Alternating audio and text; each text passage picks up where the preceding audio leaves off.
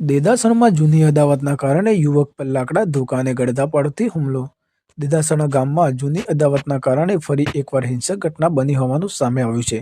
ફરિયાદી અનારસિંહ વજેસિંહ ફતેહસિંહ પરમાર રહે દેદાસણ ઉપરવાસ શાળાની બાજુમાં તાલુકો ખેરાલુ દ્વારા આ મામલે ફરિયાદ નોંધવામાં આવી છે કે ફરિયાદ મુજબ ફરિયાદીના દીકરા સુરેન્દ્રસિંહની માનસિક બીમાર છે. અગાઉ તારીખ 2/1/2026ના રોજ બનેલી ઘટના બાબતે બંને પક્ષોમાં સમાધાન થયેલું હતું, પરંતુ તારીખ 22/1/2026ના રોજ સવારના આશરે 8 વાગે ફરીથી ઝઘડો સર્જાયો હતો.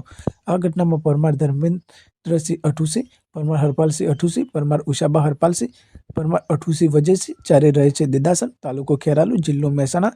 આરોપીએ લાકડાના ધોકા અને ગળથાપાટોથી ફરિયાદીના દીકરા સુરેન્દ્રસિંહને માર માર્યો હતો તેમજ જાનથી મારી નાખવાની ધમકી આપી હતી.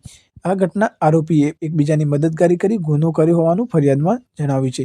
સાથે જિલ્લા મેજિસ્ટ્રેટ શ્રી મહેસાણાના જાહેરનામાનો ભંગ થયો હોવાનું પણ સામે આવ્યું છે.